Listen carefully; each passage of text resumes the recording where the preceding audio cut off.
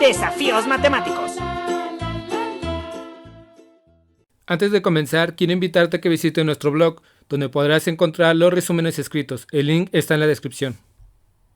Buen día, este es el resumen de las actividades Aprende en Casa del 26 de mayo para cuarto grado. Comenzamos con matemáticas. El tema es construyendo figuras. En la sesión de hoy aprenderás lo que son las figuras con diferentes superficies, construyendo figuras de diferentes tamaños, utilizando cuadrículas y utilizando distintas unidades de medida. Para comenzar realizarás una serie de juegos en el que se te irá indicando la medida del área de una figura. Por ejemplo, 10 centímetros cuadrados y tú vas a trazar una figura en tu cuaderno que tenga esa área. Cada cuadrito es 1 centímetro cuadrado. Observa que la figura tiene 10 cuadritos de 1 centímetro por lado, por lo que su área mide 10 centímetros cuadrados. Es un rectángulo y sus lados miden 2 centímetros de alto por 5 centímetros de ancho, así que su área mide 10 centímetros cuadrados. Un decímetro cuadrado tiene 100 centímetros cuadrados, entonces la figura que mide 10 centímetros cuadrados cabe 10 veces en un decímetro cuadrado, es decir, 10 centímetros cuadrados son la décima parte de un decímetro cuadrado. En los decímetros y centímetros lineales, la equivalencia es de 10, es decir, un decímetro lineal cabe en 10 centímetros lineales, pero en las unidades cuadradas la equivalencia es de 100. Para hacer conversiones entre unidades cuadradas hay que considerar que van de 100 en 100.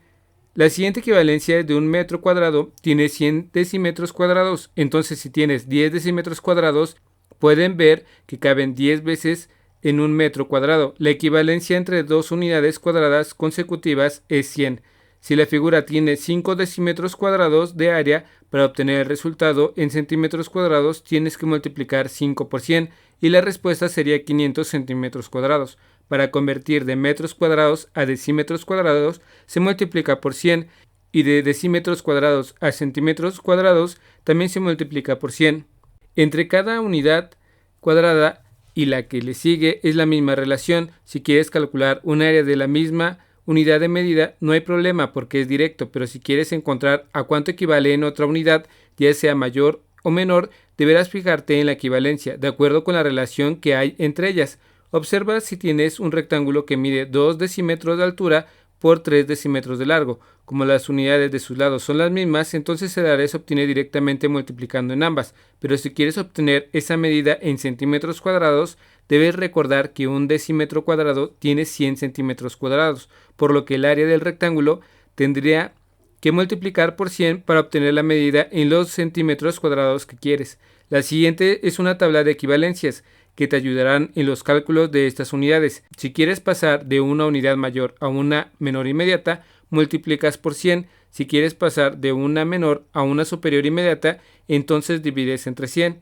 El reto de hoy es el siguiente. Contesta el desafío 88 de tu libro de desafíos matemáticos en la página 166, titulado ¿Cómo es? Seguimos con ciencias. El tema es divertida la electricidad estática?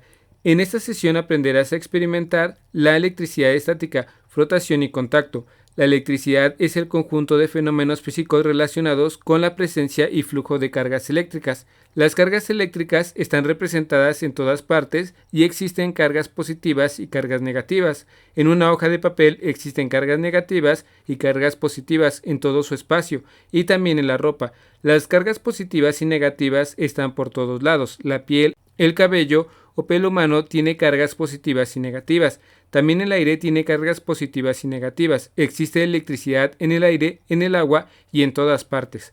Existen dos tipos de energía eléctrica, la electricidad estática y la electricidad dinámica o corriente eléctrica. La electricidad estática es un tipo de electricidad que no se mueve, es decir, sus cargas positivas y sus cargas negativas están quietas y se producen en materiales no conductores. La electricidad dinámica o corriente eléctrica está en constante movimiento a través de un material conductor, por ejemplo, un cable que va conectado a un enchufe y que al conectar un aparato eléctrico como el televisor te permite ver tus programas favoritos. Existen algunos materiales que son más propensos a las cargas positivas, por ejemplo, la piel, el cabello humano, la piel de los animales, el cuero, el vidrio, el nylon y la lana.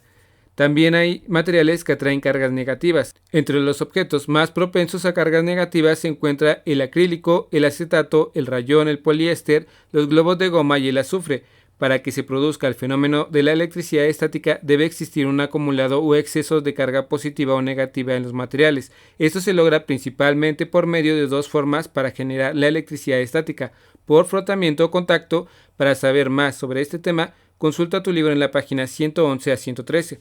De electrización de materiales son el peinarte con un peine de plástico. Se puede observar que el cabello salta en pequeñas chispas, a la vez que se escuchan chasquidos o en ocasiones al tocar un objeto metálico una persona siente un toque. Lee la página 113, el tema es formas de electricidad un cuerpo. La electrización de un cuerpo se logra mediante frotamiento, contacto o inducción. Frotamiento. Como su nombre lo indica, ocurre al frotar un cuerpo con otro. Por ejemplo, cuando frotas un globo con un cabello. Contacto. Cuando un cuerpo ya electrizado toca a otro y le transfiere esta propiedad. Por ejemplo, cuando tocas el globo electrizado con una bolsa de plástico. Inducción. En este caso no hay contacto entre objetos. Ocurre a distancia cuando se aproxima un cuerpo electrizado a otro. Por ejemplo, al acercar el globo a una bolsa de plástico o a los pedacitos de papel. Intenta realizar la primera forma de electrizar un cuerpo, el frotamiento. Para eso utiliza un globo inflado y un material que sea más propenso a cargas positivas. Frota el globo con tu cabello y observarás que se producirá electricidad estática. El cabello se sobrecarga con mucha carga positiva porque es más propenso a esa carga. Además provoca que se levante el cabello. Cuando lo acerques al globo, si los objetos que juntas tienen cargas distintas a una carga positiva y una carga negativa, los objetos se atraerán. Ahora bien, si frotas el globo y un pedazo de plástico con tu cabello, no se va a juntar si tiene la misma carga. En este caso, la carga negativa se va a separar. Seguimos con historia. El tema es leyendas novohispanas. En esta sesión conocerás sobre las leyendas que se crearon y que están inspiradas en la época virreinal. Continuarás observando más acerca de nuestro pasado novohispano. Revisa la página 147 de tu libro de texto de historia y ahí encontrarás el tema. Las leyendas son una fuente oral o escrita que transmiten parte de la tradición de un pueblo, sus creencias, ideas e identidad. Puede incluir elementos sobrenaturales, fantásticos o reales. Se consideran parte de la historia de un pueblo y se transmiten de generación en generación. Debido a su brevedad, la puedes contar cuando platicas con tus amigos y familia o puedes leerla en un libro de leyendas. Una leyenda puede tener elementos que son sobrenaturales, fantásticos o reales. Es decir, una leyenda puede pasar de todo.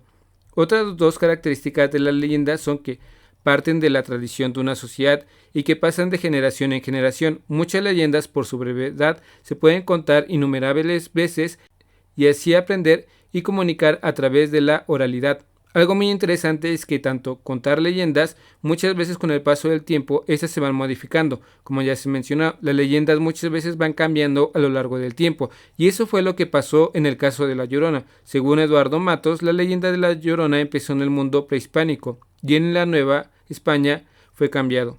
Ahora nos presentan la leyenda de la mulata de Córdoba. Nos cuenta la historia de una mujer llamada Soledad. Ella era muy bella, sin embargo llevaba una vida solitaria por culpa de su apariencia y descendencia, pues era mulata. Las personas de Córdoba decían que era curandera, que tenía poder de enamorar a las personas y que sabía hechizos y brujería. Un día el alcalde de la ciudad se le acercó y le hizo todo tipo de ofrecimientos, pero la mulata lo rechazó en todas sus proposiciones. Como el alcalde no estaba acostumbrado al rechazo, juró vengarse y la acusó de haberle dado una bebida que lo llevó a la locura. La iglesia ordenó arrestarla. Ya en prisión, Soledad se la pasó dibujando un barco con un pedazo de carbón sobre la pared de su celda. Una noche cayó un aguacero. Esa misma noche la mulata se acercó a la pared y se metió en su dibujo, subiendo al barco que ella misma había pintado. Después de esto, el agua comenzó a escurrir por la pared y diluyó el dibujo de la mulata. Luego de esto, se corrió el rumor de que durante aquella tormenta algunas personas vieron un pequeño barco que navegó entre las calles de la ciudad hasta desaparecer en el mar.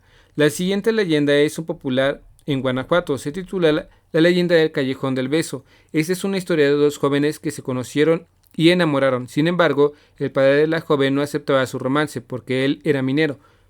Para poder verla, aquel joven alquiló una habitación en una casa situada enfrente de la de su novia, en donde había una especie de balcón a la altura de su ventana, por donde él podía hablar libremente con su novia. Una noche su padre se levantó furiosamente y sacó de su buró una filosa daga, y ciego de ira se dirigió hacia la ventana. Cuando llegó hasta donde estaba la joven, el padre le clavó la mitad del pecho a aquella aguda arma. La joven quedó moribunda, con un brazo caído hacia el callejón. En ese momento la luz de la luna alumbró tan tan dramático cuadro y se vio como la joven amante tomó ansioso y efusivo la blanquísima mano de la novia, le imprimió un tierno beso y 2 lágrimas humedecieron aquella azucena marchita. Desde entonces se le llamó a esta callecita romántica el Callejón del Beso. El reto de hoy es el siguiente: pregunta a tus familiares si conocen alguna leyenda y tratan de identificar si tienen elementos de la vida de la Nueva España. Incluso puedes dibujarla en una hoja. Seguimos con lengua materna. El tema es Cuento del conejo y el coyote. En esta sesión revisarás la sintaxis, la ortografía y los signos de puntuación. Utilizarás tiempos verbales para expresar las acciones en pasado. Usarás guiones en el discurso directo para dar voz a los personajes y emplearás signos de puntuación para definir la actitud que adopta el discurso, así como separar voces y sucesos. La sintaxis se refiere a la manera en que se ordenan las palabras en una oración para expresar significados. Por ejemplo, si dices había una vez un conejo que vivía en un bosque, suena un poco raro. Lo correcto sería decir vivía. La oración debía ser había una vez un conejo que vivía en un bosque. Recuerda que los verbos en pasado en primera y tercera persona del singular llevan acento. Por ejemplo, corrí, corrió, comí, comió, salté, saltó, etc. Por ejemplo, la noche de la fiesta llegó. El acento va en la O. En los cuentos la voz del narrador normalmente está en pasado y el discurso indirecto en tercera persona, pero antes de eso se necesita un punto para separar las ideas. También se utiliza un guión para introducir el discurso directo, que es la voz de los personajes. Hay que abrir y cerrar guiones porque hay partes que ya no las dicen los animales, sino el narrador. En este caso, como hay diálogos y narración, se indica al lector que esos guiones hay un cierre del diálogo y que continúa el narrador mencionando los acontecimientos. Con un simple guión se puede hacer hablar a los animales y al narrador. Se puede enriquecer aún más con muchos elementos que se pueden retomar para que cada quien lea o escuche la lectura de este cuento. Se imaginan que está ahí. Se puede hacer párrafos cortos que expresen ideas separadas. Observa cómo se colocaron los signos de admiración, porque se supone que canta en voz alta. También se repitió la E al final para que dijera coyote, y quien lee se imagine la voz. Se pusieron puntos suspensivos para crear suspensos sobre lo que sigue, que es la reacción de los animales. En la siguiente parte se abrieron las comillas cuando se menciona que el conejo pensaba y se cerraron al terminar ese pensamiento. Al final, es importante tomar en cuenta que se repiten 3 veces las palabras lunas, al menos la última se podría cambiar por otra palabra. Esto ayuda a que el texto no sea tan repetitivo y quede bonita la figura poética, la esfera celeste. Para finalizar, de manera general, se revisó y se enriqueció la redacción de una narración. Se utilizaron tiempos verbales para expresar las acciones en pasado y presente. Se usaron guiones en el discurso directo para diferenciar la voz del narrador de la de los personajes, así como frases para introducir el discurso indirecto que emplearon signos de puntuación para definir la actitud que adopta el discurso de los personajes y del narrador para separar las voces y sucesos. Espero que este video te ayude un poco. Si conoces a alguien que le pueda ayudar a este video, comparte, dale like y suscríbete. Saludos.